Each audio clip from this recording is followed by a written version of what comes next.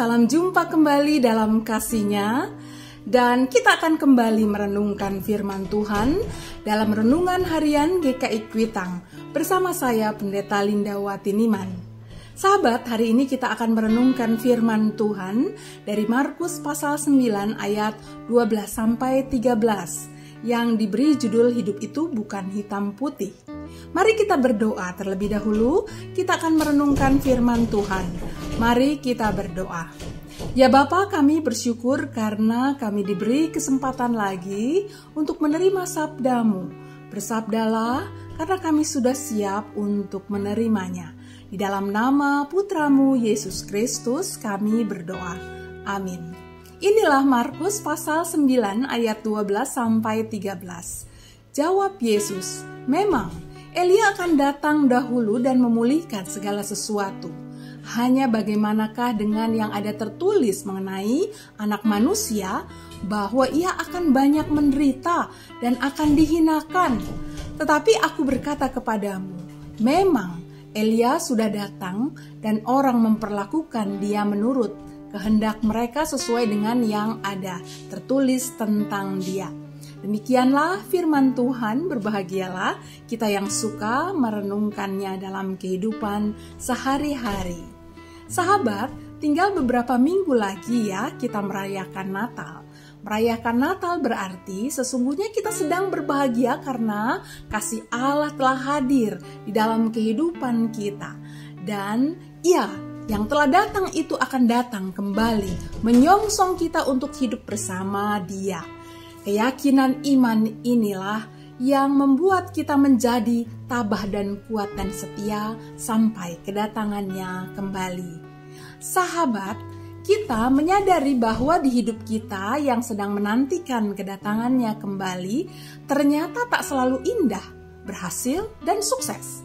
Ada kala kita mengalami pasang surut kehidupan.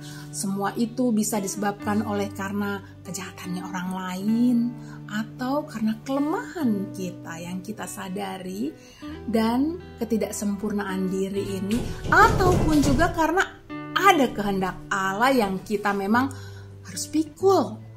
Namun sebagai orang beriman, kita tetap percaya dan yakin bahwa kita tak pernah sendirian dalam segala kemalangan kita itu.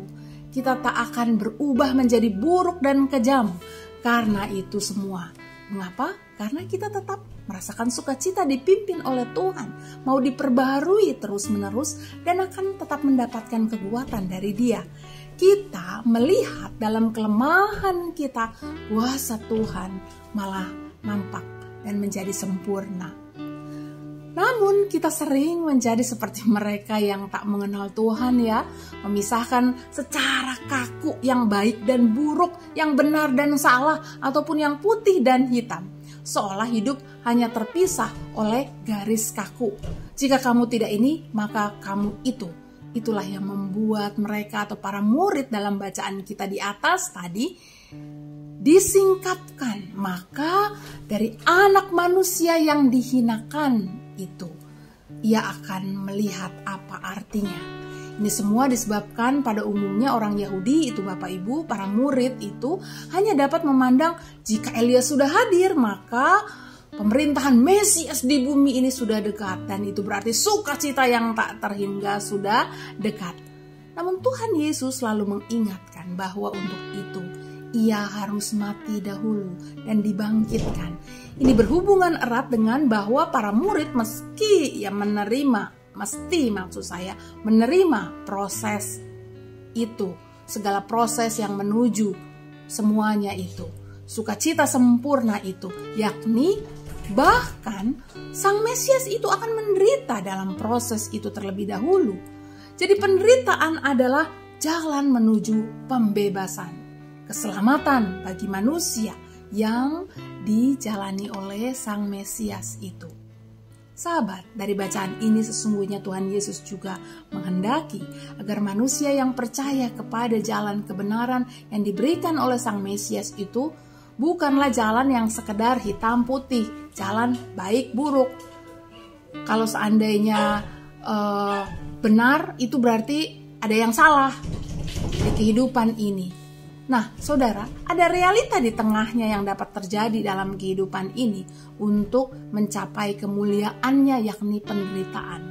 Oleh karena itu umat diajak terbuka juga untuk menerima dan tetap tabah dan kuat atas segala realita lain dalam hidup ini.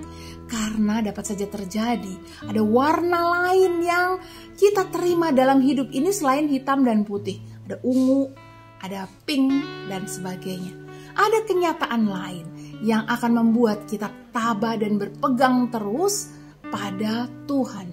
Hidup tidak hanya hitam putih, tidak hanya benar salah.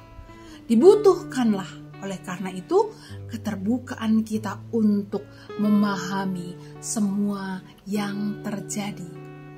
Hidup tak hanya soal buruk atau salah dan indah itu benar. Yang buruk itu salah, yang indah itu benar, bukan. Karena dapat terjadi di dalam keburukan ada keindahan ilahi yang mau disalurkan.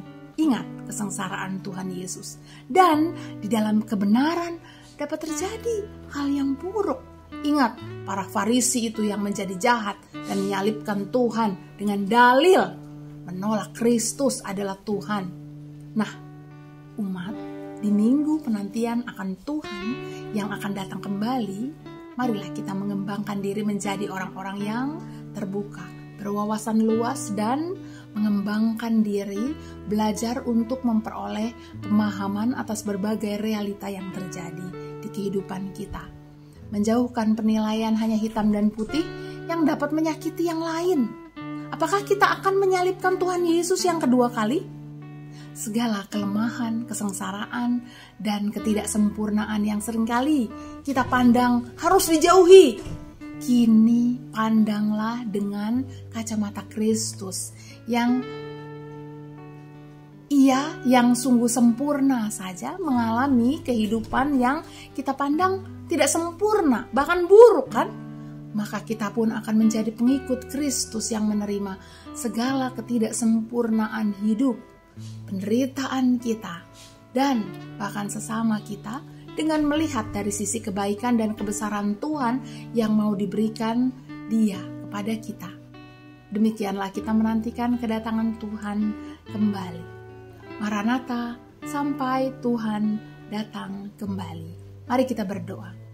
Tuhan, inilah kami yang mau terus belajar untuk memiliki kekuatan yang dari Kristus, sehingga kami menjadi orang-orang yang bijaksana dalam menyikapi kehidupan yang kami alami maupun yang orang lain alami. Tuhan, tolonglah, jadikanlah kami gereja yang diwarnai oleh sukacita dan kasih Tuhan. Jadikanlah kami sebagai gereja yang membuat diri kami membawa sukacita dan kasih Tuhan kepada orang-orang di sekitar kami. Tuhan, biarlah kami menanti-nantikan terus kedatangan Tuhan dengan sikap kerendahan hati kami. Di dalam nama Putra-Mu, Yesus Kristus, kami berdoa. Amin. Sahabat, sampai jumpa. Tuhan memberkati.